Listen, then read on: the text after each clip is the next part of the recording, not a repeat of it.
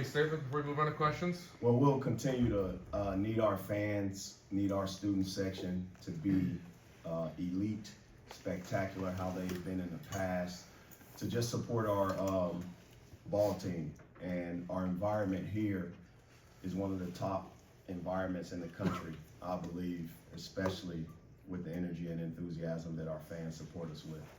I'm very excited about this next game. You know, when in 2003, 2004, I was an assistant AAU coach in Wisconsin for Fox Valley Skills. Late great, may rest in peace. Richie Davis gave me an opportunity to coach, and I was on that staff with Eric Peterson. And we were two young dudes just trying to make it in the business and the profession. Never knew where our opportunity will come from.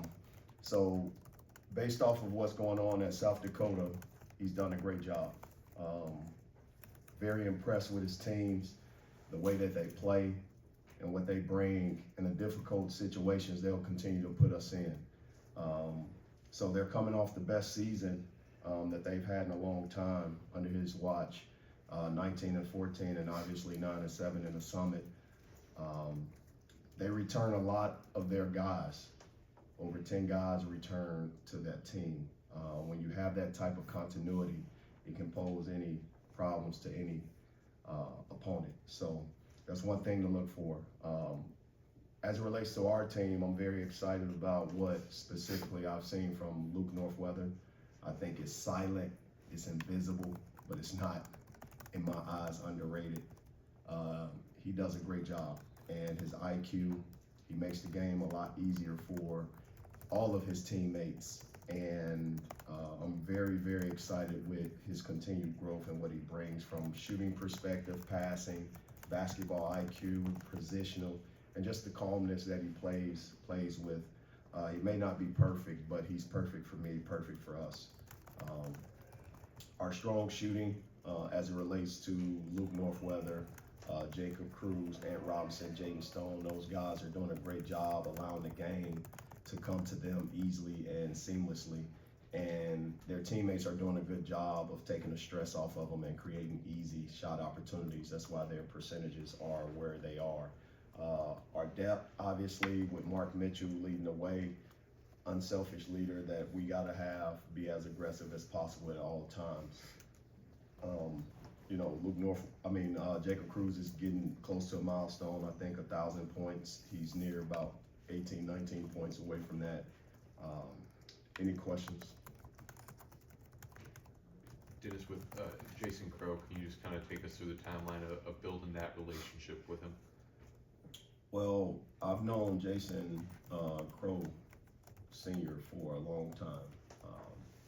Me being a college player at the University of California, and then obviously his dad, Jason Crowe Jr.'s dad was a pro basketball player. And when I transitioned into my coaching career, I was on the staff with the LA Clippers in the gym when his dad was the last cut, almost making the team. And he did that almost like 2 years straight.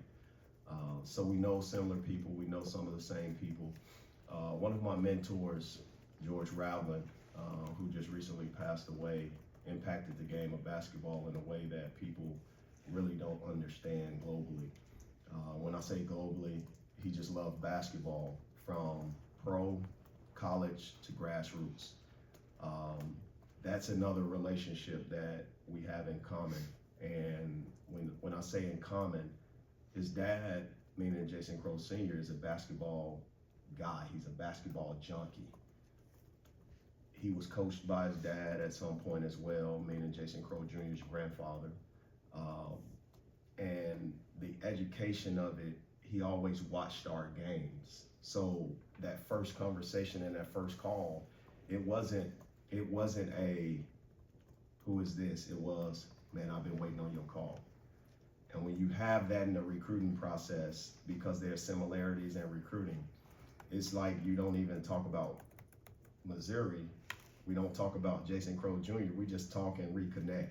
And at that point, you have to understand to pass along your son, your child, to a coach when you were the one that put the ball in his hand at the early age, and that's who he has been coached by, that is a detailed transition that you're not going to trust everybody with. And both Jason Crowe Sr. and Irene Crowe, they've done a great job of allowing me to get to know their son and have our own individual relationship. And I can't wait to coach him.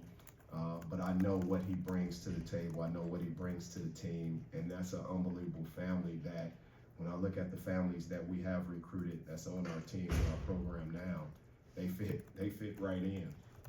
So for me, it's relationships, and it wasn't about basketball. It's more so about the projection and getting a young man better so he can achieve his dreams and aspirations. And then with Jason Jr., just how do you evaluate him as a prospect and his potential? Well, he's, if not the top basketball scorer in the country in the last probably 5 or 6 classes.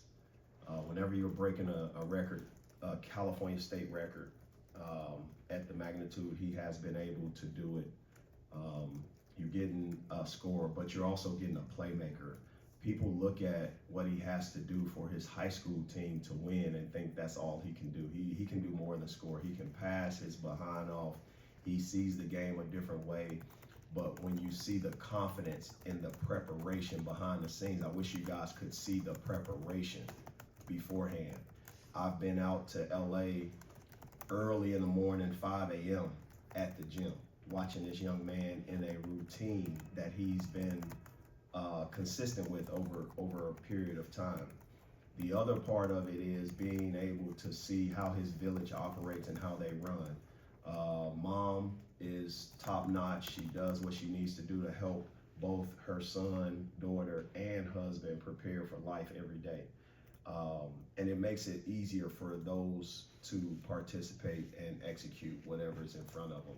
So it starts at home with mom and dad. It starts with the ability for a kid to maximize a routine, and he wants to be great. We know as it relates to where they rank him, it's beyond rankings. It's where this young man wants to be and wants to go, and he's excited to be a Tiger. They're excited to be Tigers. He's excited to team up with his other incoming freshmen, Aidan, Chronister, and Tony Bryant, in addition to the team that we'll have next season. So they're cheering on the Tigers, football, baseball, basketball, women's basketball, softball, whatever sport there is with the Tigers, they're cheering us on, and they're part of the family, and I'm thankful for a young man and his family to believe in me. Coach, what have you made of some of the entry passes into the paint and into the post this season so far, whether it's to Mark or Sean Phillips or some of the guys cutting down there? What have you made of some of that? We're doing a great job of seeing it. We're doing a great job of trusting, because you have to throw it in blind spots only where the offense can get it.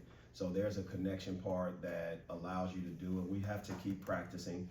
There's no doubt about it on different entries, but also angles, both holding the angles and then a ball handler dribbling around whatever the defense presents and creating an entry angle for a successful pass.